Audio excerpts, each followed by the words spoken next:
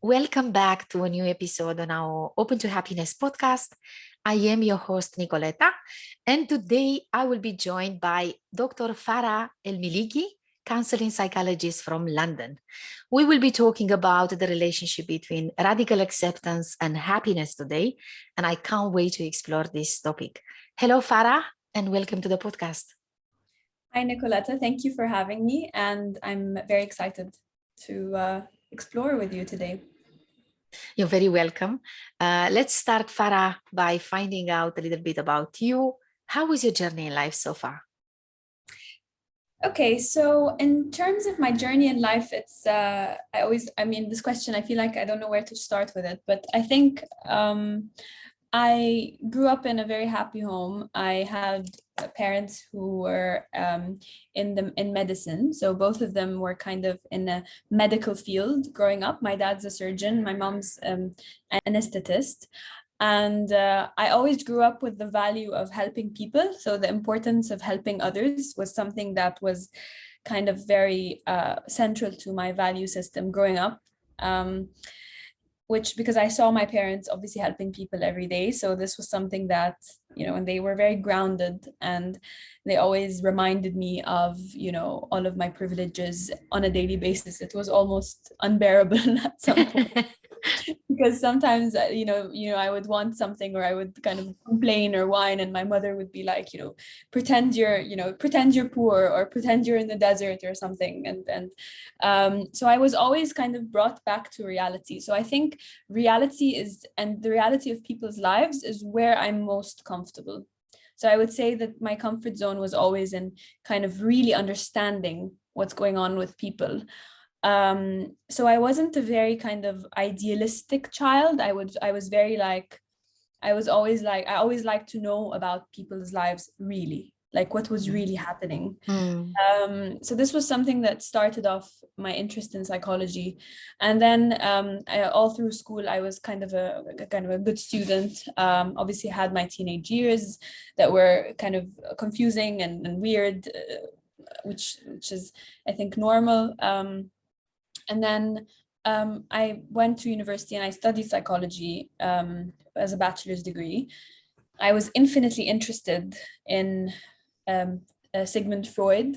And I was very interested in, all of the kind of interesting theories he had about the human condition. It was really exciting at that point. It was like the fact that he, integrated these psychosexual stages. I always thought, wow, that's so strange. And the defense mechanisms and all of that, and then studying a little bit about humanistic theory and what makes a good counselor. So all of these really kind of understanding psychology on this very interesting basic level was very exciting for me, and I think it's exciting for a lot of students.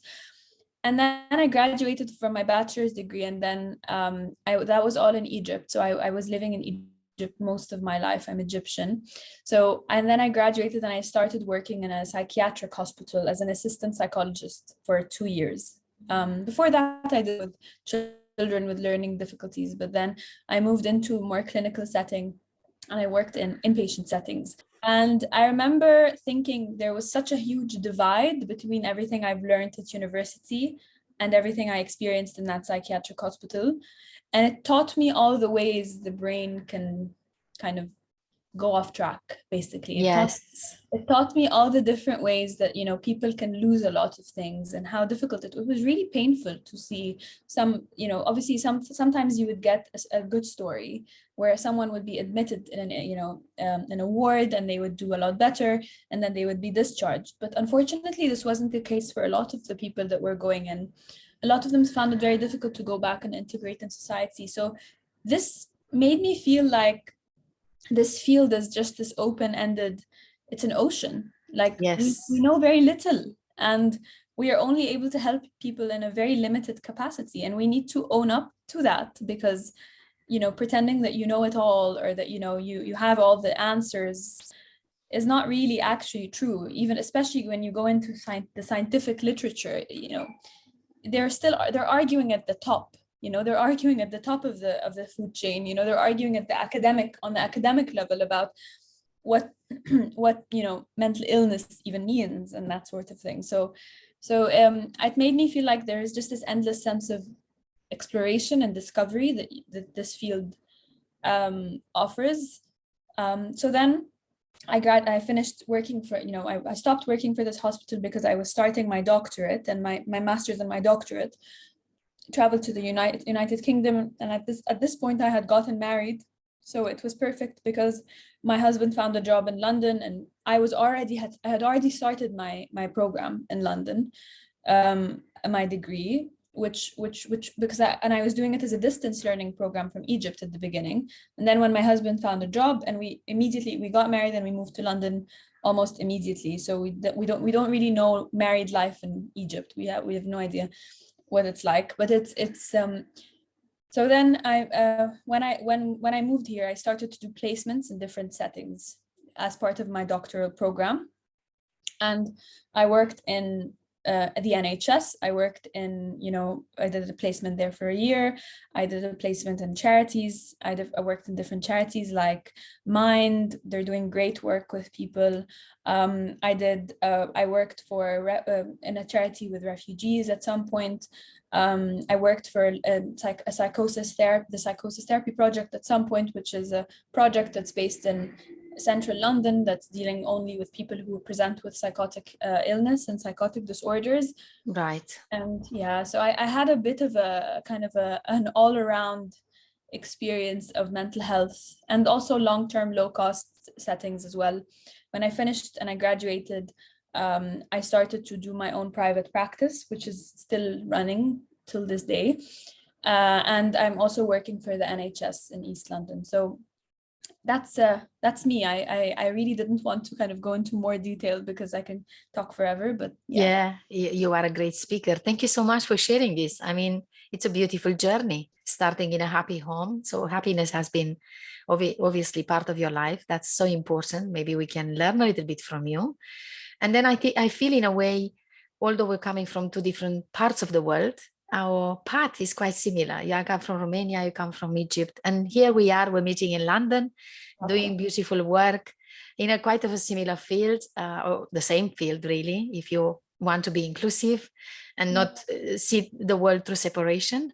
Yeah. And I'm starting in palliative care, you're starting in a psychiatric unit. It's quite heavy for us young women, being exposed to the nature of human life and human suffering. Yeah. And we're learning a lot, and we're passionate of supporting others. There's something in my past, obviously, that inspired me to be a psychologist as well. Such a beautiful way. So what's your relationship with happiness now when you look back from this moment in time? I think I love this question because it challenges me, because I think it's like, I think I was very moved by the ideas of existential thinkers and existential philosophers. Most notably, the book Man's Search for Meaning was kind of a big one, right? We all read this book, and I think it's it moves us. Yeah, exactly. I have it here. Exactly. It changes our life on some level, because you start to, I think everyone has had this experience. I don't know a single person who read this book that wasn't completely moved by it. So I really recommend it, because it taught me that, suffering is inevitable, that life will present us with some suffering, that it's of no use to say that suffering doesn't exist. It doesn't make sense. So for us to say suffering, it's for us to accept that suffering and to transcend it is, for me, the closest thing to happiness. And for me, it was sort of dealing with some of the most difficult things in my life, because again, as much as it was a happy home, and there were always problems, obviously, there was always something that you were dealing with. When I moved to a new country, I was confronted with a lot of my own kind of delusions about who I was, and who I am in society, and you start to live with a lot more humility and a sense of your own kind of smallness in the world, but being okay with it. So being okay with being that small person in the world. You're not constantly trying to be a bigger person. You're not always trying to kind of be on that defense, trying to make something bigger of yourself, to protect yourself from the world. No, it's about actually kind of accepting some of the the difficulties and some of the insignificance of what you're going through. Sometimes it doesn't always have meaning. Sometimes you go through things that don't really mean a lot, and you just have to find a way of finding your way back home to this sense of happiness and this sense of acceptance of what life can give you. So I think happiness has a lot to do with being okay with the darkness, like, and being able to transcend it, because I don't think it can exist without, light can't exist without dark, right? Wow, that's powerful. Yeah. I love it. Very beautifully said. I think in a way, this is why I've started this podcast a couple of years ago, because very often we get trapped into our programming, into how we've learned to function automatically, into the drama of this world, into the structures and institutions and shoulds and must and have to and ought to, it's all there in every single one of us. It's part of our journey. It's part of our conditioning. And very often we can't differentiate between what's difficult, what's challenging, and what's actually beautiful, what's great, what should be appreciated, what should be cherished. Because we haven't been taught since we were little to live with the ambivalence of everything, to go through conflicting circumstances and experiences and actually embrace them, all of them, even if they come from two different perspectives, even if one is designed or disguised into a positive package and the other one is quite a painful one. And I love the fact that you make reference to such important teachings that we have. I do believe that suffering is inevitable. We all live it, but we are not prepared for life. You see, we go through so much education. Look at me and you. We've been studying a lot. And then we have to discover through our own challenges. Exactly. Life is not actually a holiday. Life is not actually a paradise. It's a place where paradise exists, and you can experience wonderful things, but you need to be prepared for those difficult times when your emotions are going all over the place. You need to learn to self-regulate. And the word acceptance, when you voiced it out, it's such an important word. We do not learn to accept what is. We do not know what surrender is about. And we get very attached to the pain of the past. And we carry it with us. We are, in a way, hooked by it. And we carry it with us. And it's so difficult. It's kind of, overwhelming. That's why we, people that we work with and us ourselves as clients, I feel in therapy, it's the same. We're not different, because we all have our own therapist. Even our therapists have therapists. Sometimes my clients laugh about it when I tell them, really? Your therapist has a therapist? And my therapist has another one.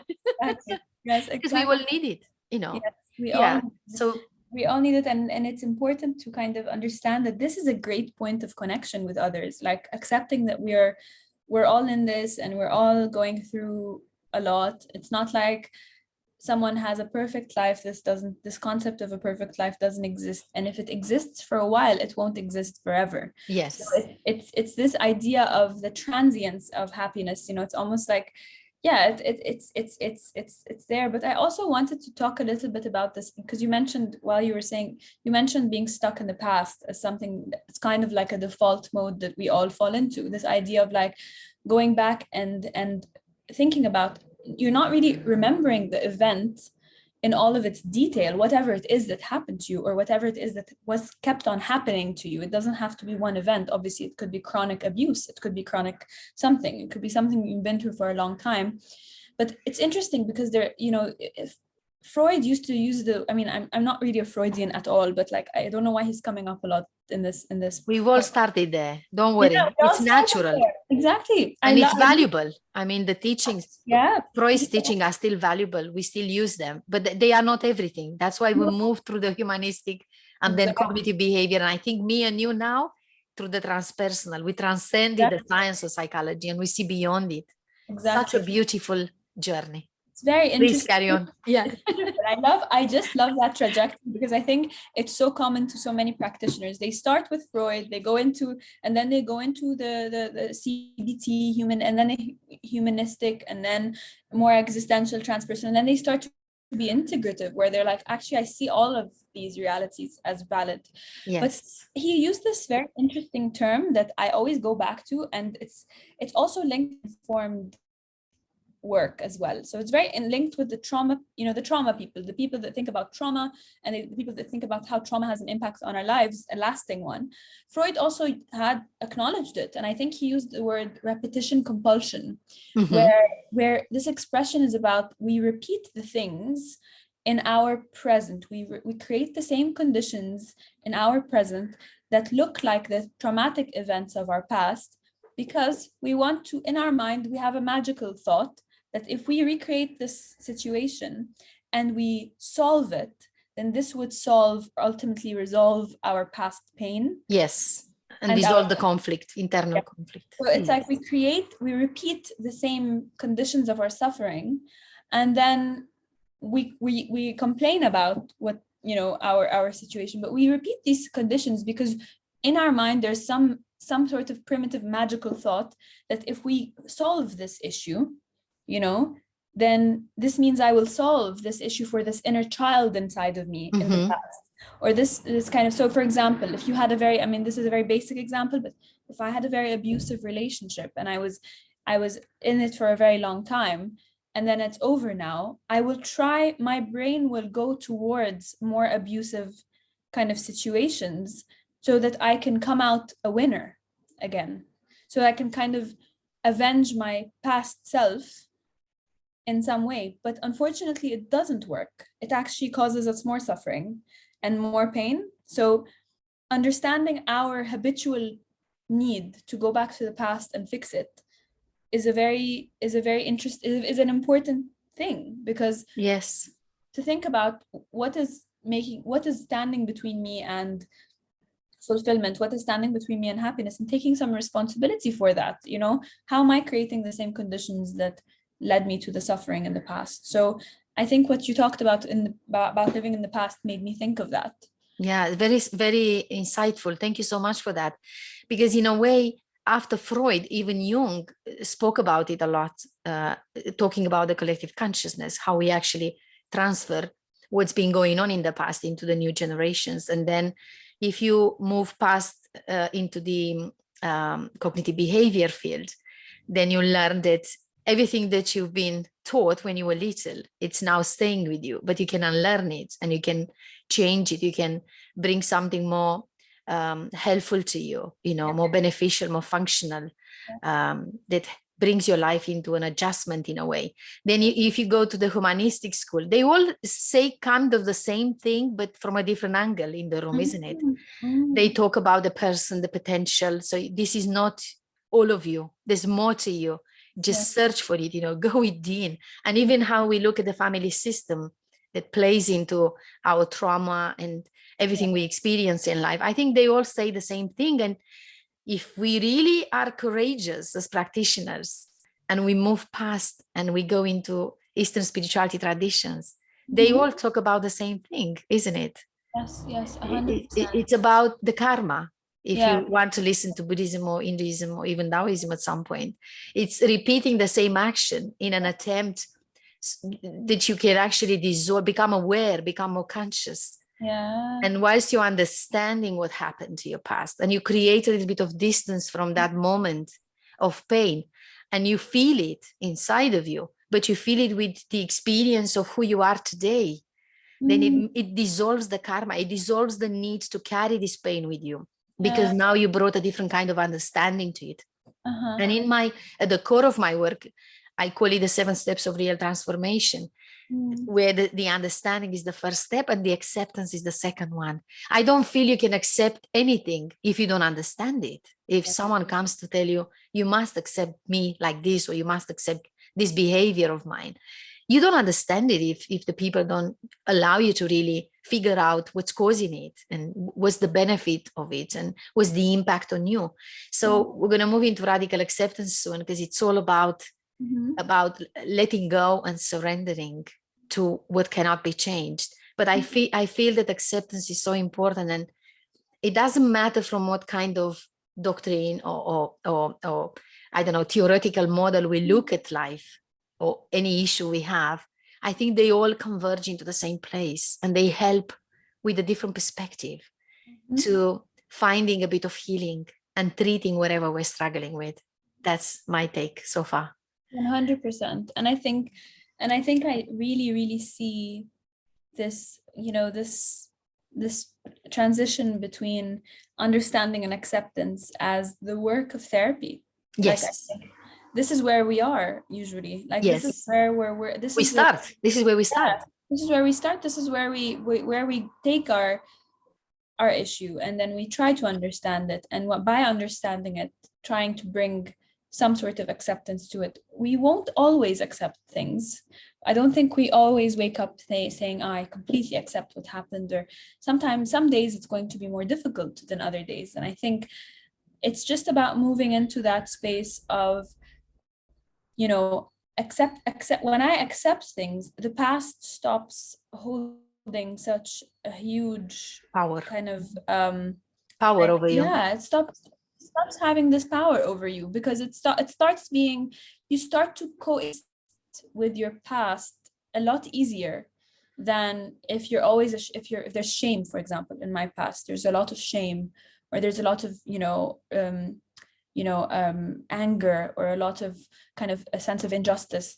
If I coexist with this as just an experience that happened to me, I am able to move on into the future, because it's like, it's our relationship with time as well. Like this idea of like, if I go back to the past and I resolve this, and I'm free to move into the future at some I'm free to kind of, if I accept the past, I'm free to move into the future. I'm free to develop new options of living and new possibilities, because there's no longer this kind of call to go back to the past and fix something, because it's been already released, done. Yeah, it's already done, and accepting that. And I think with some cultures it's harder than with other cultures. I feel like there is a sense of kind of, more cultures are more okay with past is in the past, whereas in other people it's like they live in the past. It's like a kind of an automatic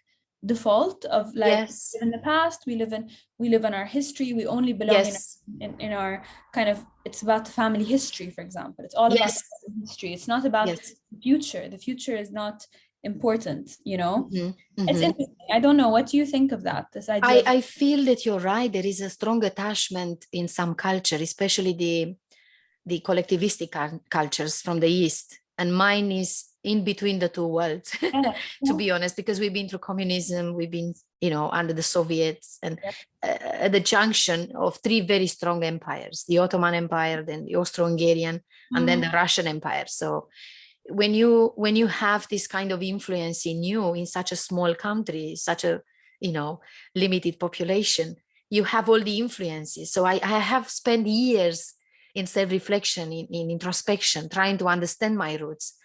And I feel that the attachment to the past is present in all cultures, is part of our lives, because past is basically not just our memory, the database that you mentioned about, everything you experience since you were born, because you were born with a blank brain, unless you account for what Carl Jung was talking about, which is valuable. I think we need to open our eyes to a new perspective where we understand now with the epigenetics, we know that our cells carry the memories and the experiences of 11 generations back. That's 200-300 years, of history. We have it in us. It's encoded in our cells. We don't know why we feel things, why we think things, why we react the way we react, but it might not be necessarily learned or experienced in our personal history since we were born until now. It might be part of our life script. This is what I call what happened before we were born.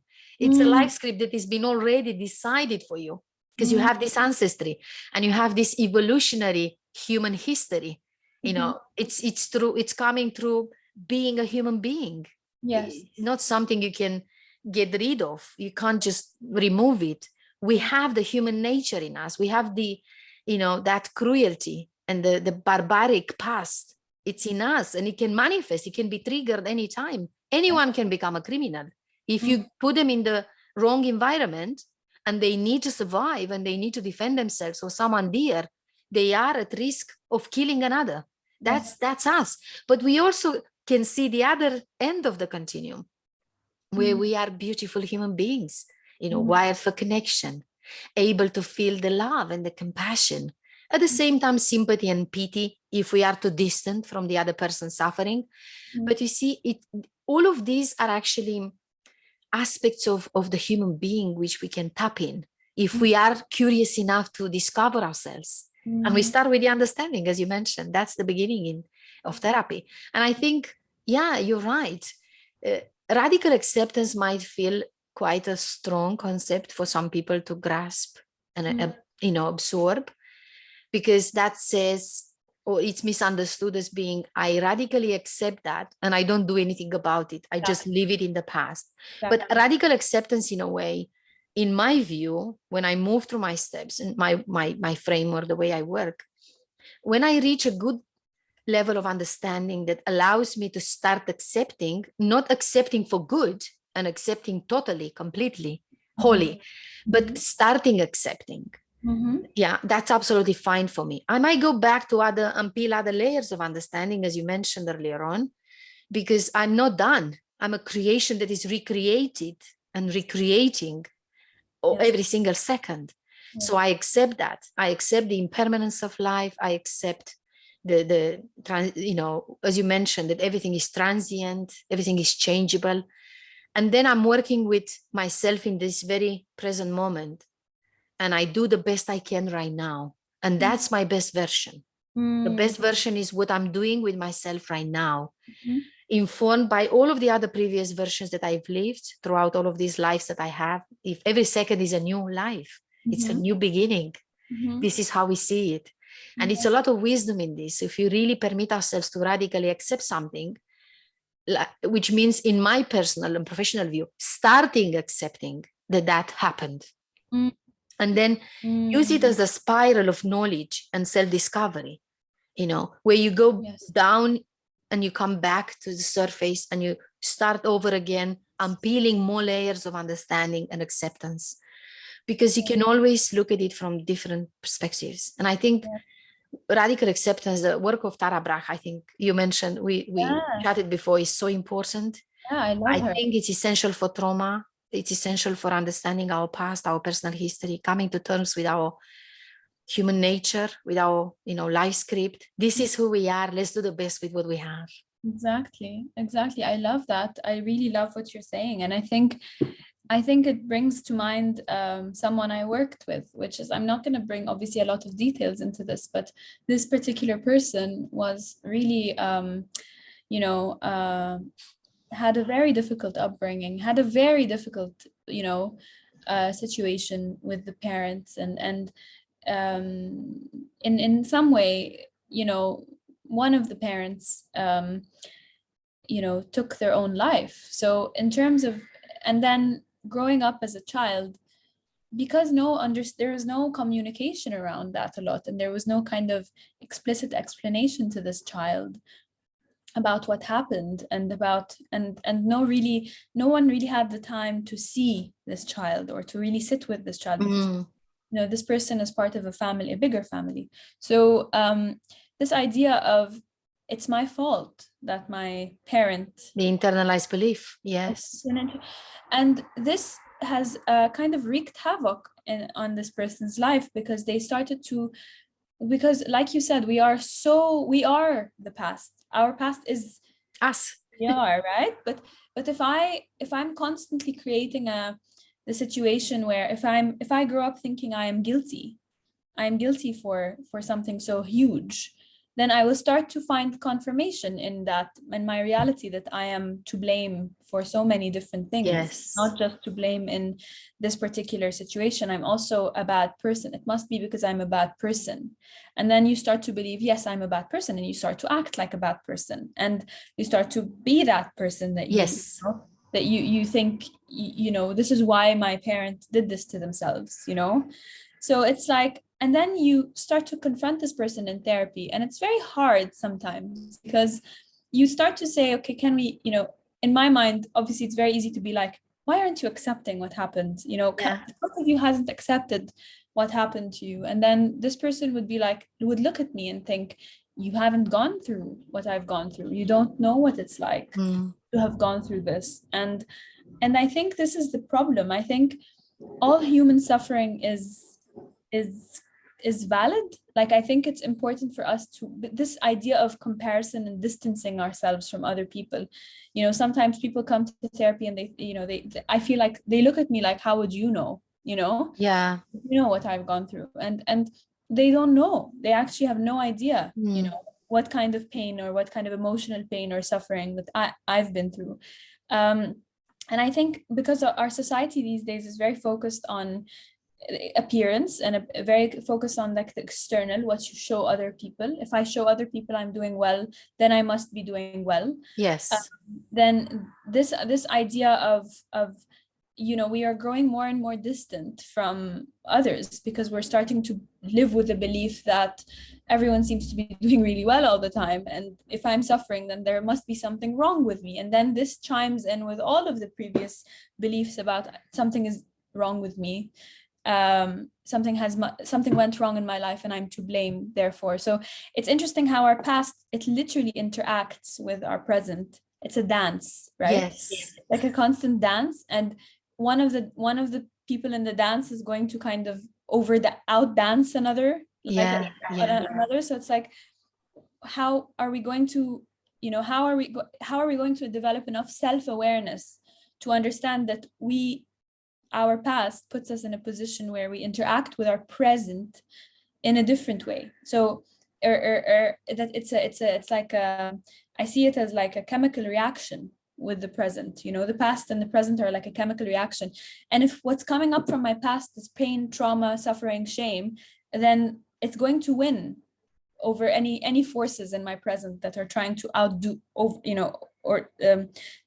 make me overcome this. You know, does that make sense? Yes, yes. Such a beautiful way of using metaphors to explain something so simple, but yet so complicated. It's our life experience and how we make sense of it. Yes. I completely agree that the past is part of us, but also we need to learn. Unfortunately, it's not being taught in schools. Again, we're coming back to the education system and to the education in the family system, where it's lacking this kind of awareness, conscious awareness, because parents haven't been taught themselves to be conscious parents. So you see, it's a cycle that moves through generations. And I feel that we are the generation now, the people that live on earth these days and are still active and interested to make a change and challenge what's wrong, and you know, fight for civil rights or for all sorts of other, you know, important topics that are, for the first time in the history of the humanity, allowed in the open space. Publicly, we speak about them. And we have this technology that is now helping us to send a message further, not just into our little tribe and community, but, you know, miles away, continents away. I feel that we lack this understanding of what it means to be present, what it means to be connected with all parts of you in this very moment, and what is our real power in life, which in my view is choice, the power of choice. There's no other power. The choice is actually, for me, the most powerful thing that we have in the world, because with this choice, if you become aware that you have this choice, then you can create every second the best way you can. You don't live enslaved in the tunnel mind, you know, in that automatic functioning, where naturally 95% of your thoughts will be the same one because they are repetitive. We know now that this from science. 80% quite self-diminishing, quite negative. And life is not nice when you function from there. Sadly, I think our challenge is not to be aware or become present or radically accept something. I think our challenge is to learn to mitigate between these two worlds, between the past and the present, bringing ourselves back into the present more often, creating that mindful sort of ritual or mindful practice, as I call it. It's so important. And then being, you know, adventurous enough to start the journey within, because we are indoctrinated to acquire information every single day, to pretend that this is really the real smartness and intelligence. But memory has never been, you know, equaling intelligence. No. Memory is just memory, it's just information, it's just database. Yes. The true intelligence is being connected with yourself, being able to be present. The true intelligence is that kind of conscious awareness, as we call it, when you operate from who you really are, from your true self, creating distance from your program mind and from this body that might demand a little bit of physiological need or whatever. So this is not complicated as a process. It's quite easy when you learn about it, when you learn to practice it. But most people wouldn't be able to allow themselves to accept the idea of living differently, embracing life in a different way, just because this program mind has this kind of walls created. It has the defense mechanisms to reject everything that is novel, that is a bit threatening to its survival, because in a way the tunnel mind likes comfort and familiarity. So we struggle to radically accept, because once we are too attached from the past, we don't embrace the present moment with ease. And I think at the same time we misuse the word radical. We take it as complete, whole, full, forever, absolute. And it's not that. It's a name to reach radical acceptance one day, but it's in itself is a journey where you're accepting more and more as you understand more and more. And it's such an important step that we need to make when we awaken, because that's the ticket for joy and happiness. Otherwise, we live in pain and suffering. You said so many important things. Yeah, I know. I wish we could have 5 hours to talk about this, like Joe Rogan, do a long podcast one day, maybe. And I think one thing I'd like to kind of talk about is this idea of mitigating. You said mitigating between the past and the present, and also the future, right? This requires a lot of actually imagination and creativity, I think. This is why I always say, creativity is how you're going to save yourself. Like you're when I'm creative about my possibilities, if I'm allowing my brain to actually think of my different possibilities of living, then and really go there, it means that I'm already channeling my energy in a certain way that is in this direction of some sort, of these new possibilities. But the problem with the traumatized brain is that creativity goes out the window, doesn't it? Yes, it's depressed. It's the first thing you kind of get rid of almost, and it's very maladaptive, because creativity is what gets you out of any situation. It's how you problem solve. It's how you imagine a way out of a situation.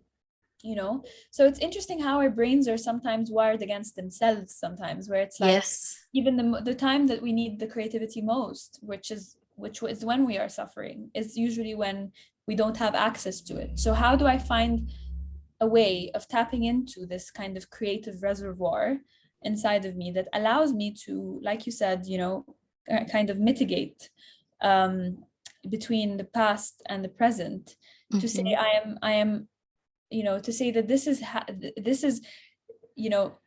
I can be sad and I can be happy, I can be angry and I can be a little bit excited about something. All of these can coexist in one life. I don't need to be in a certain trajectory or in a certain kind of, so this takes a creative mind. And I think this is why art therapy and all of that is so important, because any kind of artistic outlet in general, or kind of writing, or it's so important because it allows our brain to make connections, to develop new connections, and to, like you said, slowly accept things, because nothing happens overnight, right? Absolutely. As therapists, we kind of live with that knowledge, right? Nothing happens overnight. We're very comfortable with the slowness of things, whereas others aren't.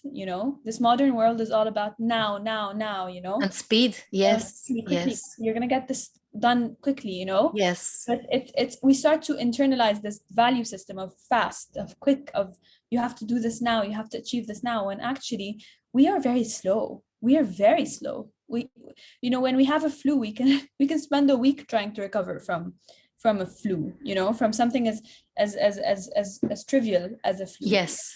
So we are very slow beings, and we need to accept it, that Yes. it's going to take time for all of these changes to slowly happen.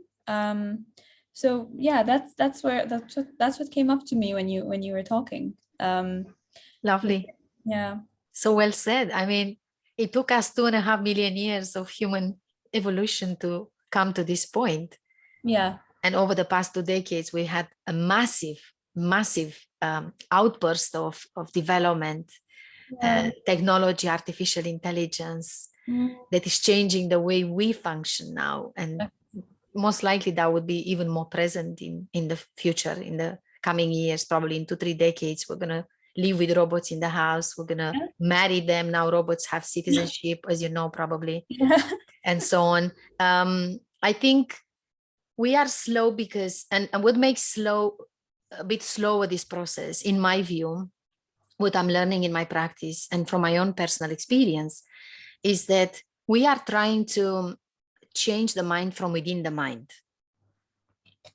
I think it's a wrong practice, because if you try to change what's been already planted in you using the same tool, well, that tool doesn't know how to overwrite itself. It's like a software on a computer.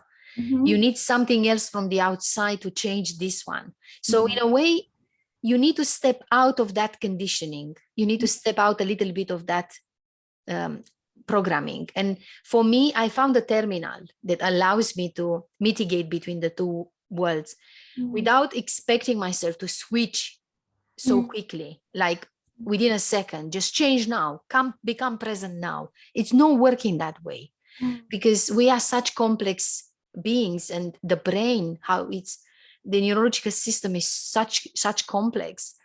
We are only learning about it now. It's just the beginning of discovery. Honestly, we know nothing about this. What is this? I mean, we know nothing.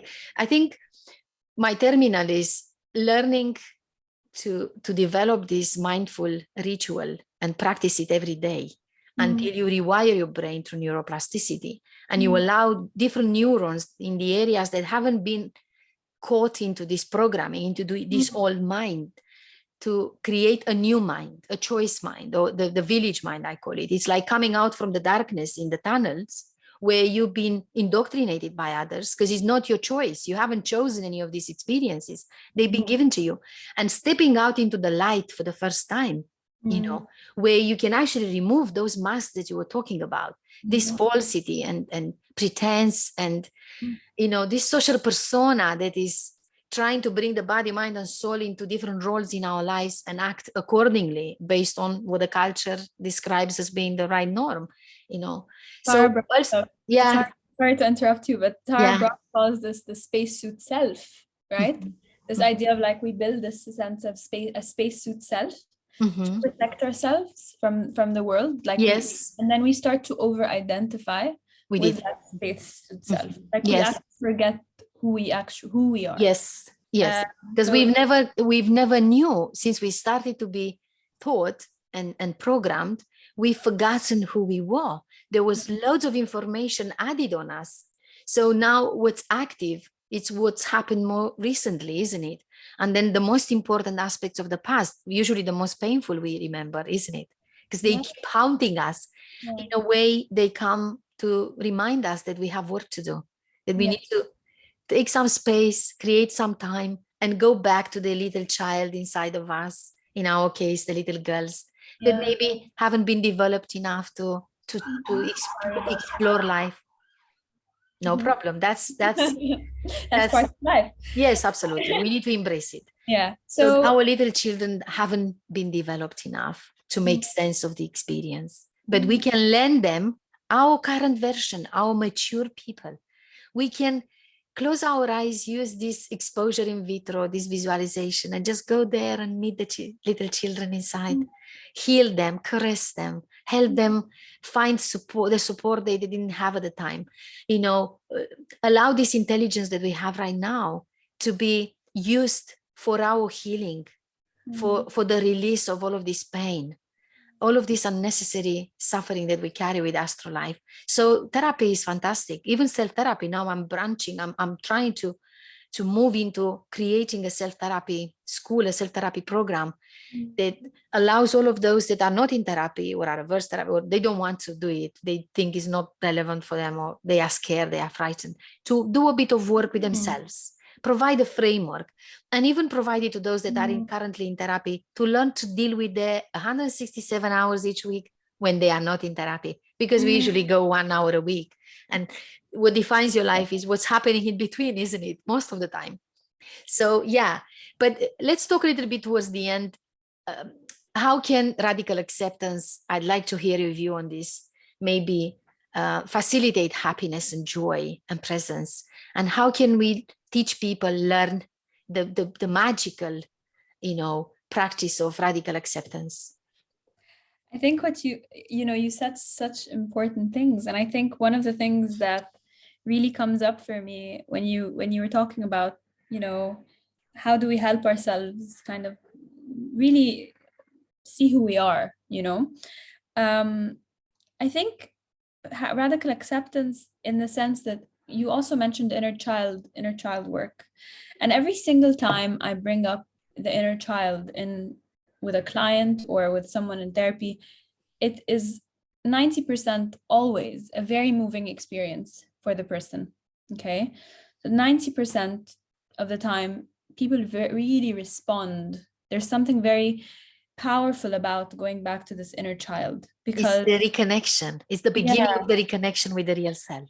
Exactly. And it's like, oh, wow, I could see this child, and I could see how hurt they were. And I could see how small they felt. And I could see, and what would you tell this child as this adult self now, that with all of these strong defenses and all of these fancy kind of lofty things that you identify with as a person, what would you now, as this kind of adult, this strong person, this person who has a lot more choice, what would you tell this child? How, if you meet this child, I always say, if you meet this child at a family gathering, what do you want this child to know? What do you want to tell this child? So it's always like, keep going, or, you're doing really well, or it's always something very kind of encouraging and empowering and very simple, but it just goes straight in, I feel. Yes. It just really goes straight in, because they realize, oh, wow, I've been living as this hurt child for so long. I've been responding from the place of feeling small, being hurt, being humiliated even.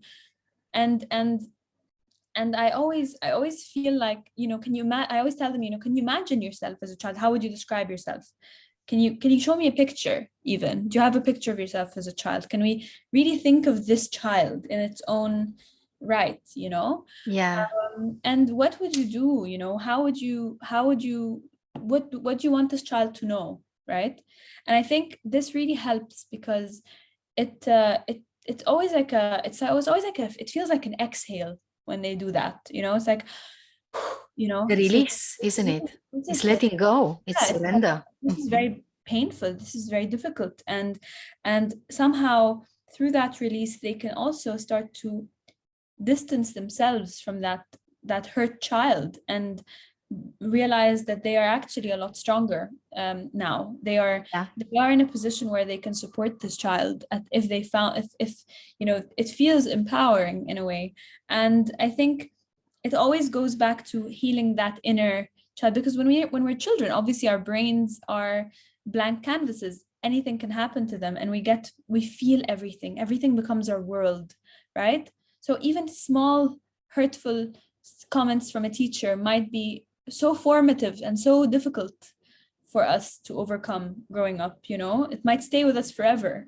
Yes. So it's like it's this going back to this child with all of the simplicity and the innocence, and just being like, okay, what did I need, and how am I trying to achieve that in my current life now, and how is this sabotaging my current life as well?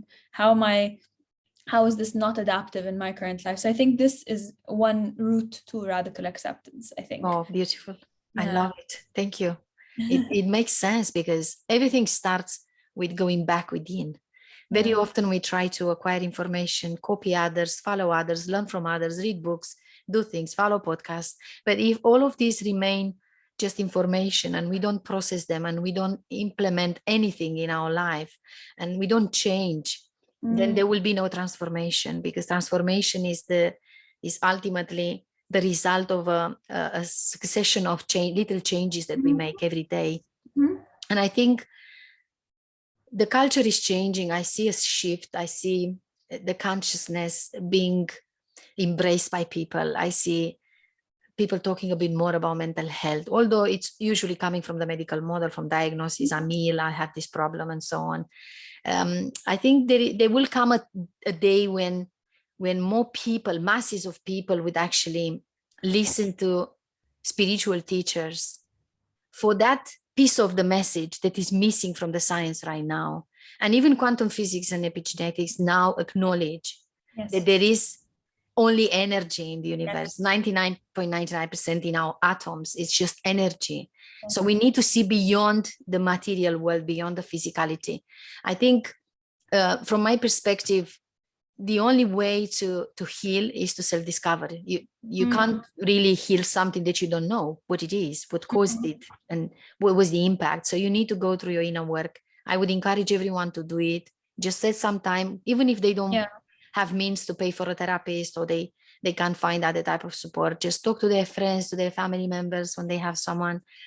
Maybe, I don't know, set some time for solitude, just being with themselves. Learn a form of meditation that works for them. It doesn't have to be anything sophisticated. It doesn't have to be, anything extraordinary. Just create a mindful ritual. That's it. Stay present, change what you can control. That's in my view, because you have to accept what cannot be changed, what's not in your hands. You have to accept that. Otherwise, you're going to suffer forever. And then embrace gratitude for everything that is really good in your life, and maybe learn to let go to all of those, unrealistic expectations. I call them sometimes, because they bring so much pain. Learn to surrender to what was, work on the past, but live in the present, accept the past, extract the meaning from it, see why that suffering came on your path. What do you learn from it? And how are you going to inspire others? How are you going to encourage others to heal themselves too? I think that's the most powerful lesson for me. I think, because you're coming from, from that part of the world that has been, privileged enough to have Rumi as one of the most greatest thinkers. He said it very nicely. Yesterday, I was clever and I wanted to change the world. Today, I'm only wise and I want to change myself. That's my message. That's your gate towards the radical acceptance. I think, let's hear yours. What's the best learnings, best tips you can give to people? I love that Rumi reference. That's brilliant. And I think it's like, it's also about, when you talk about being present, I feel like it's also about finding safety in presence, because I think a lot of us don't trust the presence. We feel like if we are present, then we're going to be the deer in the headlights. We're going to miss something. We're going to be blindsided by something. We have to constantly be in the management role, managing our past and our future, and constantly we're very scared of actually dropping into the presence, because we don't trust it. We feel afraid of it. We feel afraid of missing something, and that's what we need to understand. How do we, it's not just about, I feel like obviously it's about being present. How do I find safety in presence? How do I create the conditions where I can actually be present? So for me, for example, it's about finishing my work during the day and really allowing presence. Does that make sense? So it's like so really beautiful. Yeah, allowing being, yes. Okay, I'm done. I did my work for the day. I did everything I needed to do as a human being. And maybe now that would be easier to be present, and it would be safer to be present, because I won't constantly be feeling like I'm missing something, or I'm going to have a difficult phone call with someone or something like that. So it's just, how do I create conditions for being present as well? Wow, thank you.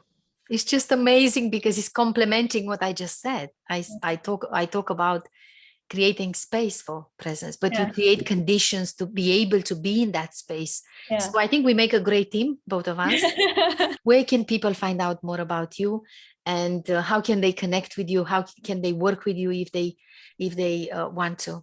So I usually share my email, generally, but I think I recently created an Instagram page, and I think it's the easiest way for anyone in the general public to sort of Yes. a message. So I think this is a good kind of portal.